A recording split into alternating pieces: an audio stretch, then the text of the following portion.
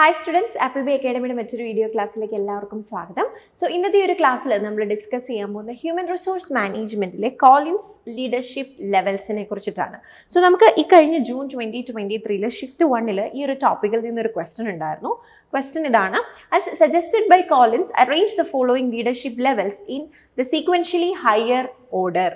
So നമ്മളോട് ഇപ്പോഴത്തെ ഒരു ക്വസ്റ്റ്യൻ പാറ്റേൺ നമ്മൾ നോക്കുകയാണെങ്കിൽ നമുക്ക് കൂടുതലായിട്ടും വരുന്നത് സ്റ്റേറ്റ്മെൻറ്റ് ക്വസ്റ്റ്യൻസ്, അതുപോലെ തന്നെ എന്തെങ്കിലും പ്രോസസ്സുകളോ അല്ലെങ്കിൽ ഇങ്ങനെ ഒരു ലെവൽസ് വെച്ച് അറേഞ്ച് ചെയ്യാൻ പറ്റുന്നതാണെങ്കിൽ ആ തരത്തിലുള്ള ക്വസ്റ്റ്യൻസിൻ്റെ എണ്ണം ധാരാളം കൂടിയിട്ടുണ്ട്. സോ അതുകൊണ്ട് തന്നെ ഈ ഒരു ടൈപ്പ് ഓഫ് ക്വസ്റ്റ്യൻസ് നമുക്ക് വളരെ ഇമ്പോർട്ടൻ്റ് ആണ് മുന്നോട്ടുള്ള എക്സാമിനെ സംബന്ധിച്ചിടത്തോളം. സോ ഇവിടെ നമുക്ക് കോളിൻസ് സജസ്റ്റ് ചെയ്ത പല ലീഡർഷിപ്പ് ലെവൽസ് തന്നിട്ടുണ്ട്. അപ്പോൾ നിങ്ങളതൊരു ഹൈ ഓർഡർ ലെവലിൽ നിങ്ങളതിനെ അറേഞ്ച് ചെയ്യാനാണ് ക്വസ്റ്റ്യൻ ചോദിച്ചിരിക്കുന്നത്. ഫൈൻ. അപ്പോൾ അതിനുള്ള ഒരു കോമ്പിനേഷൻ ഓപ്ഷൻസ് നമുക്ക് തന്നിട്ടുണ്ട്. സോ അതിനു മുമ്പ് നമുക്ക് എന്താണ് ഈ കോളിൻസ് ലീഡർഷിപ്പ് ലെവൽ എന്നറിയണം.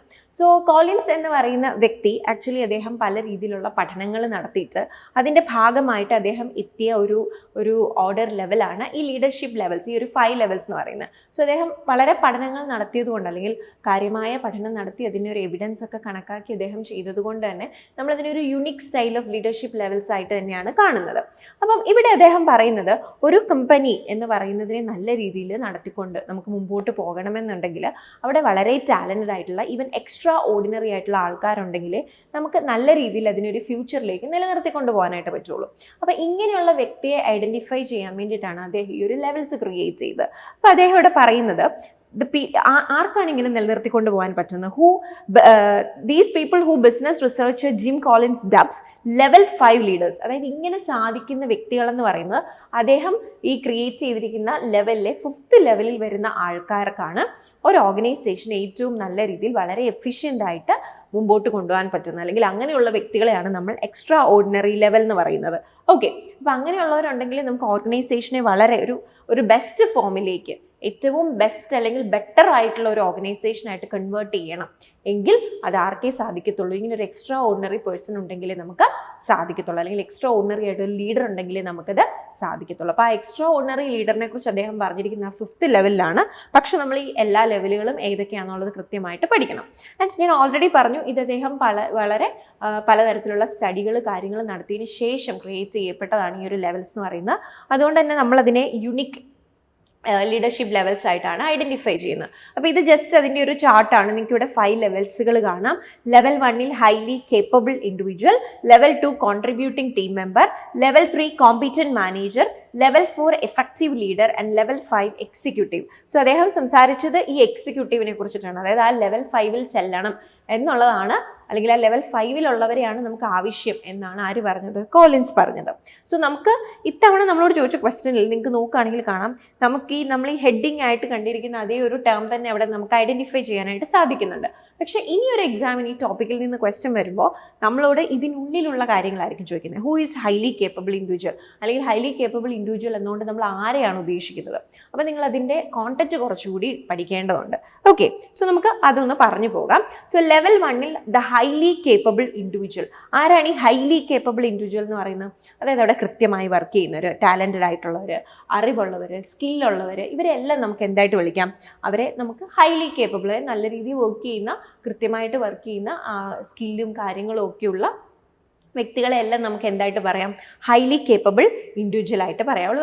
അവർ വളരെ എഫിഷ്യൻ്റ് ആയിട്ട് തന്നെയായിരിക്കും ഓർഗനൈസേഷനിൽ വർക്ക് ചെയ്യുന്നത്. അപ്പോൾ ആ ഒരു ഫീച്ചേഴ്സ് ഒക്കെ ഉള്ളവരെ നമുക്ക് ഹൈലി കേപ്പബിൾ ഇൻഡിവിജ്വൽ ആയിട്ട് കണക്കാക്കാം. പക്ഷേ ലെവൽ 2 വരുമ്പോൾ നമ്മൾ അവരിൽ നിന്ന് കുറച്ചുകൂടി സംതിങ് എക്സ്പെക്ട് ചെയ്യുന്നുണ്ട്. ഇവിടെ നമ്മൾ ഒരു വ്യക്തിയാണ് ഡിസ്ക്രൈബ് ചെയ്തത്, അല്ലേ? അയാൾ നന്നായിട്ട് വർക്ക് ചെയ്യുന്ന ആളാണ്, നല്ല സ്കില്ലുള്ളതാണ്.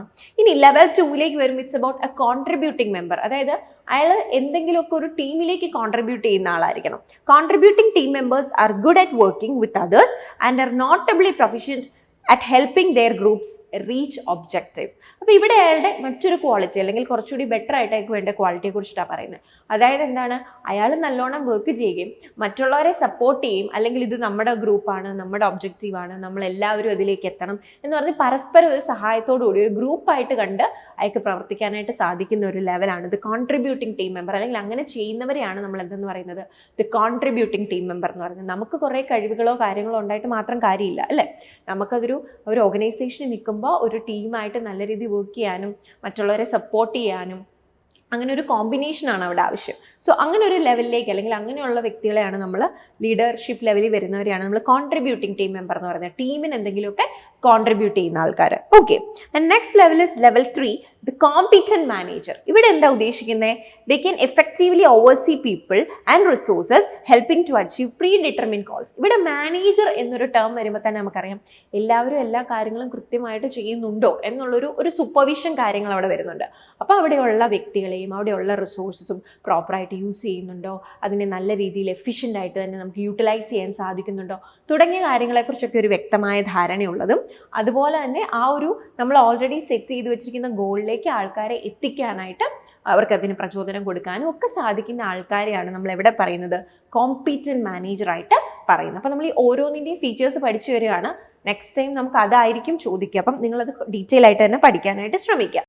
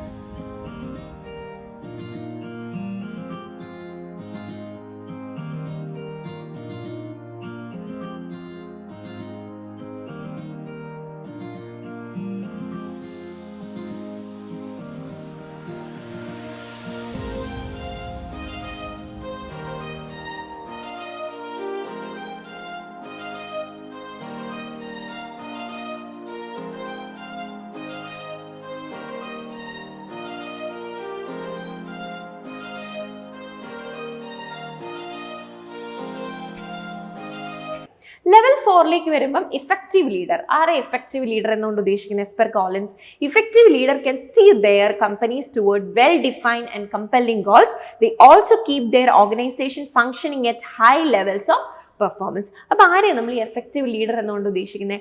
എഫക്റ്റീവ് ലീഡേഴ്സ് എന്ന് പറഞ്ഞാൽ ഓൾറെഡി കമ്പനി സെറ്റ് ചെയ്ത് വെച്ച ഗോൾസിലേക്ക് നമ്മളെ എത്തിക്കുവാനായിട്ട് സാധിക്കുന്ന, അല്ലെങ്കിൽ ആ ഗോളിലേക്ക് നമ്മളെ എന്താണ് ഒരു പുഷ് വന്ന് നമ്മളെ ആ ഒരു സ്റ്റേജിലേക്ക് എത്തിക്കാനായിട്ട് സാധിക്കുന്ന ആൾക്കാർ, അവരെല്ലാം മോട്ടിവേറ്റ് ചെയ്യാൻ സാധിക്കുന്ന ആൾക്കാർ.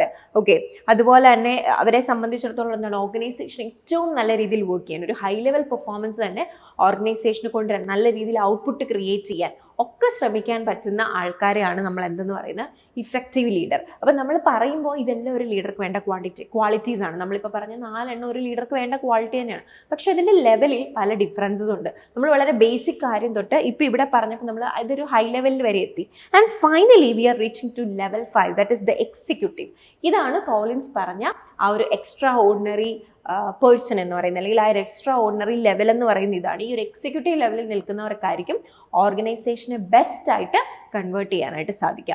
So executives have the unique capability to develop a company's greatness through what Collins identified as a paradoxical combination of personal humility plus professional will. So അദ്ദേഹം പറയുന്നത് എന്താണെന്ന് ചോദിച്ചാൽ, എക്സിക്യൂട്ടീവ്സ് എന്ന് പറഞ്ഞാൽ ഒരു യുണീക്ക് ഫീച്ചർ ഉള്ള ആൾക്കാരായിരിക്കും, മറ്റുള്ളവരിൽ നിന്ന് വളരെ വ്യത്യസ്തനായിട്ടുള്ള ആളായിരിക്കും. ആൻഡ് അതേസമയം അദ്ദേഹത്തിന് ഏറ്റവും നല്ല രീതിയിൽ ആ ഒരു കമ്പനിക്ക് കോൺട്രിബ്യൂട്ട് ചെയ്യാനായിട്ട് സാധിക്കുന്ന ഒരാളായിരിക്കും. അദ്ദേഹം അതിനെ ഡിഫൈൻ ചെയ്തിരിക്കുന്നത്, it's about the paradoxical combination of personal humility plus professional will എന്നുള്ളതാണ്.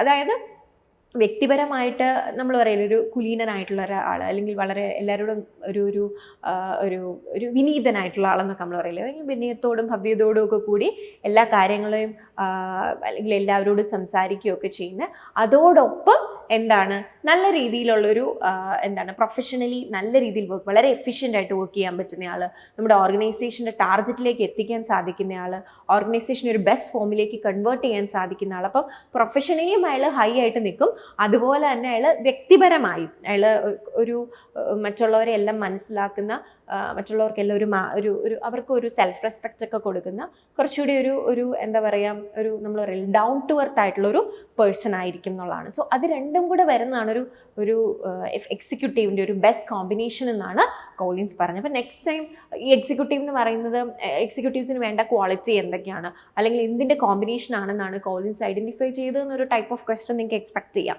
ഓക്കെ, ഒരു ടോപ്പിക്ക് നമ്മൾ ഇമ്പോർട്ടൻ്റ് ആണെന്ന് ഐഡൻറ്റിഫൈ ചെയ്താൽ അതിൽ നിന്ന് പ്രീവിയസ് ഇയർ ചോദിച്ച ക്വസ്റ്റൻ എന്തോ അത് വീണ്ടും ചോദിക്കുക എന്നുള്ളതല്ല, അതിലും കുറച്ചുകൂടെ ഹൈ ലെവലായിട്ട് നമ്മൾ അതിനെ പഠിക്കണം. അപ്പോൾ അതാ പറഞ്ഞപ്പം വേണമെങ്കിൽ നെക്സ്റ്റ് ടൈം ചോദിക്കാൻ സാധ്യതയുള്ളൊരു ക്വസ്റ്റൻ ആണ്. കോളിൻസ് ഐഡൻറ്റിഫൈ ചെയ്ത ഫീച്ചർ എന്താണെന്നുള്ളത് ചോദിക്കാം കേട്ടോ.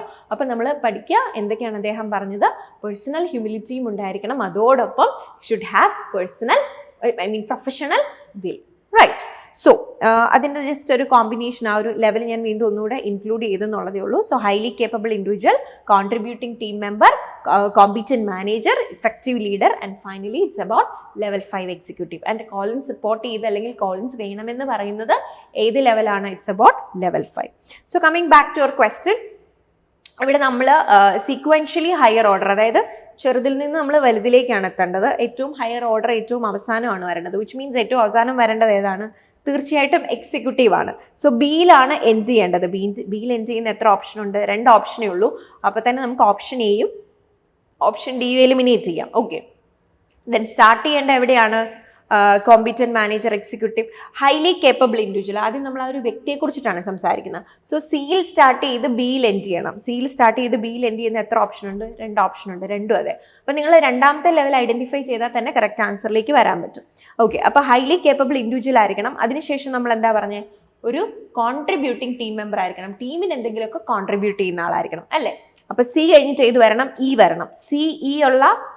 CE ദെൻ അത് ബിയിൽ എൻഡ് ചെയ്യുന്ന ഒരേ ഒരു ഓപ്ഷനേ ഉള്ളൂ, that is option B. Even നമുക്ക് ബാക്കിയുള്ളത് കൂടി ഡിസ്കസ് ചെയ്യാം. കോൺട്രിബ്യൂട്ടിംഗ് മെമ്പർ ആകണം. അതിനുശേഷം ആരാകണം? He should be competent manager അല്ലേ? അപ്പോൾ CEA വരും. അതിനുശേഷം effective leader, and finally it's about what the executive, right? So CEADB, right? നോക്കിയേ, CEADB.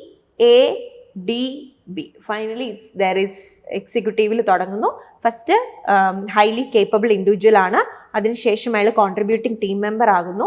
പിന്നെ കോമ്പീറ്റന്റ് മാനേജർ, പിന്നീട് effective leader, and finally executive, right? So which is the correct option? Option B. Okay.